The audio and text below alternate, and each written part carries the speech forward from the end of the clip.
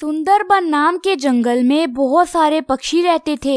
उसी जंगल में एक पेड़ के ऊपर बहुत पुराना झूला था। जंगल के सभी पक्षियों का मानना था कि वहाँ पर एक कालू कौवे की आत्मा रहती है। मम्मा, क्या मैं जंगल में झूला झूलने के लिए चला जाऊं?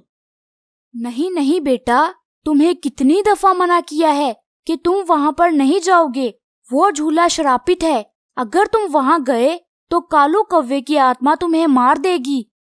ये सुनकर मानू चिड़ा डर जाता है और खामोश होकर वहीं बैठ जाता है। पापा पापा, मुझे जंगल में घूमने जाना है, क्या मैं बाहर चला जाऊं? अरे हाँ हाँ बेटा, क्यों नहीं, तुम जंगल में घूमने जा सकते हो, मगर हमें बताकर जाना कि तुम कहाँ जाने वाले हो। पापा, मैं जंगल में झूला झूलने जाऊंगा। अरे क्या कहा तुमने? बस अब तुम बाहर नहीं जाओगे। क्या तुम्हें पता नहीं कि वो झूला श्रापित है? तुम फिर भी वहां जाने की जिद करते हो। चुपचाप घर में ही बैठे रहो, वरना बहुत मार पड़ेगी। इस तरह जंगल के सभी पक्षियों ने अपने बच्चों को उस झूले के पास जाने से मना किया हुआ था। तभी अचानक एक दिन उस जंगल में एक मेहमान आ गया। उसको उस झूले के बारे में नहीं पता था। जब रात हुई तो वो आकर उस झूले के ऊपर बैठ गया और झूला झूलने लगा। अरे वाह, ये झूला कितना अच्छा है। आज सारा दिन कोई भी पक्षी इसके ऊपर नहीं बैठा। पता नहीं यहाँ के लोग इस झूले को पसंद क्यों नहीं करते। रुको जरा, मैं तुम्हें बताता हूँ कि यहाँ के लोग इस झूले को पसंद क्यों नहीं करते। हा हा हा हा हा हा।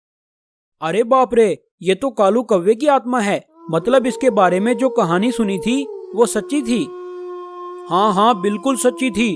अब तुम यहाँ से जा नहीं सकते।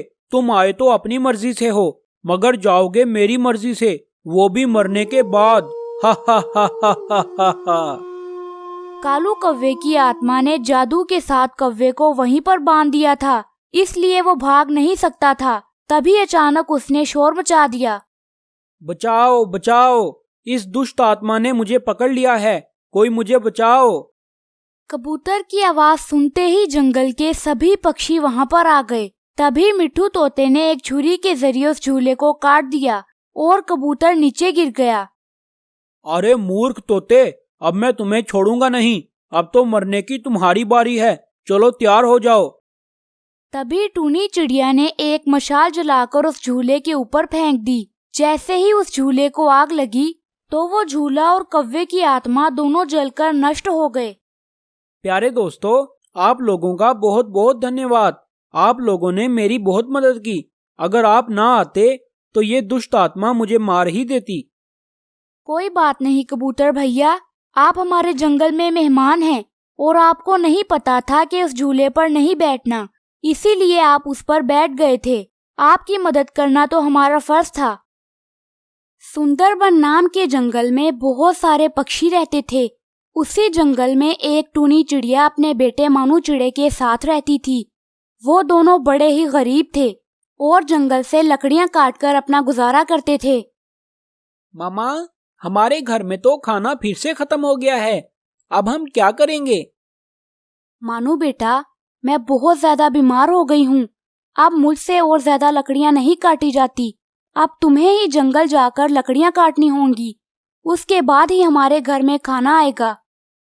मामा, आप चिंता न करें, मैं अभी जंगल से जाकर लकड़ियां काटकर उनको बेचकर आता हूँ।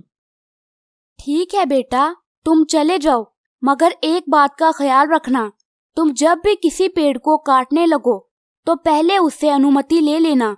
अगर वो तुम्हें खुद को काटने की अनुमति दे तभी उस पेड़ को काटना, वरना उसे मत काटना। ठीक है मामा, आप चिंता न करें, मैं पेड़ से पूछकर ही उसको काटूंगा। तभी मानू चिड़ा जंगल से लकड़ियां काटने के लिए चला जाता है और थोड़ी दूर जाने के बाद उसे एक बहुत घना पेड़ नजर आता है जिसके ऊपर बहुत सारे आम लगे हुए थे। तभी वो मानू चिड़ा उस पेड़ के पास जाकर बैठ जाता है। मामा ने तो कहा था कि मैं पहले पेड़ से अनुमति ले लूं, मगर मैं इससे कैसे बात करूं? पेड़ तो कभी बात नहीं करते। ये बात तो मैंने मामा से पूछी ही नहीं। अभी मानू चिड़ा ये बातें कर ही रहा था, तभी वो पेड़ अपनी आंखें खोल लेता है।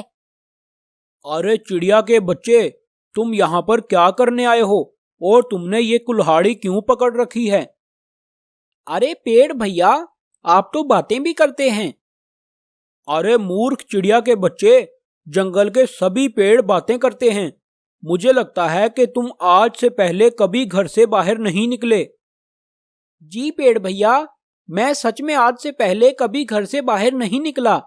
मेरी मामा जंगल से लकड़ियां काटकर उनको बेचा करती थी, लेकिन अब मेरी मामा बहुत बीमार हो गई है और हमारे घर में खाने के लिए कुछ भी नहीं है, तो मैं इसीलिए जंगल से लकड़ियां काटने आया हूँ।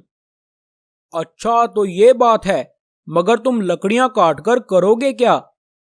मैं इन लकड़ियों को काटकर बेच दूंगा और जो पैसे मेरे हाथ लगेंगे मैं उनसे गंदुम के दाने खरीद लूंगा। ठीक है मानू चिड़े, तो तुम एक काम करो, तुम मुझे काट दो और उसका एक तख्त बनाकर मिट्ठू महाराज के पास ले जाओ। जब वो तुमसे इस तख्त की कीमत पूछें तो तुम कहना कि पहले इस पर 3 दिन तक बैठो, उसके बाद आपका जो मन करे मुझे दे देना। तभी मानू चिड़ा उस पेड़ को काटना शुरू कर देता है।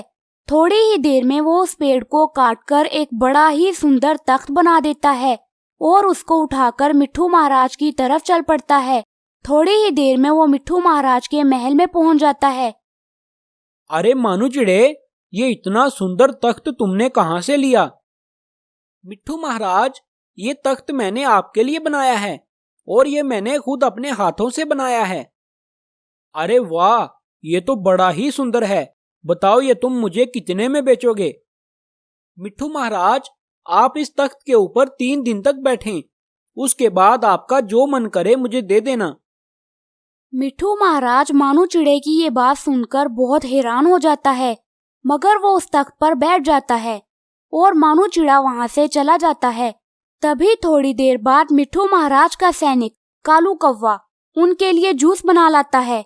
जैसे ही मिट्ठू महाराज उस जूस को पीने लगा, तभी उस तख्त में से आवाज आई, मिट्ठू महाराज, इसको मत पीना, इसमें जहर है।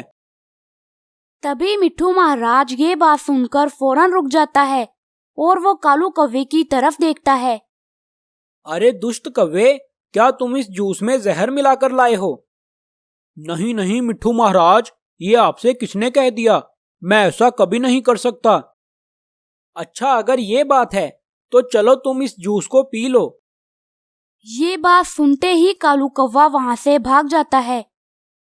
सैनिकों, जल्दी से इस दुष्ट कौवे के पीछे जाओ और इसको पकड़ते ही मार दो और मानू चिड़े को बुलाकर ले आओ, हम उसको इनाम देंगे।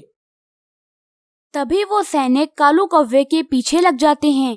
थोड़ी ही दूर जाने के बाद वो उसको पकड़कर मार देते हैं और मानू चिड़े को लेकर मिट्ठू महाराज के पास आ जाते हैं। अरे मानू चिड़े, तुम्हारा बहुत बहुत धन्यवाद, जो तुमने ये तख्त लाकर मुझे दिया। इस तख्त ने मेरी जान बचाई है। वैसे तो मैं इस तख्त की कीमत अदा नहीं कर सकता, मगर तुम मेरी तरफ से ये तोहफा कबूल करो। मिट्ठू महाराज मानू चिड़े को सोने से भरा एक संदूक देते हैं और मानू चिड़ा वो संदूक लेकर घर आ जाता है। अरे बेटा, तुम इतना सारा सोना कहाँ से लेकर आए हो? कहीं तुमने कहीं से चुराया तो नहीं? नहीं मामा, आपने मुझे चोरी करना नहीं सिखाया। ये सोना तो मुझे मिट्ठू महाराज ने दिया है। पर मिट्ठू महाराज तुम्हें इतना सोना क्यों देंगे? तभी मानू चिड़ा टूनी चिड़िया को सारी बात बता देता है। उसके बाद वो दोनों बहुत अमीर हो जाते हैं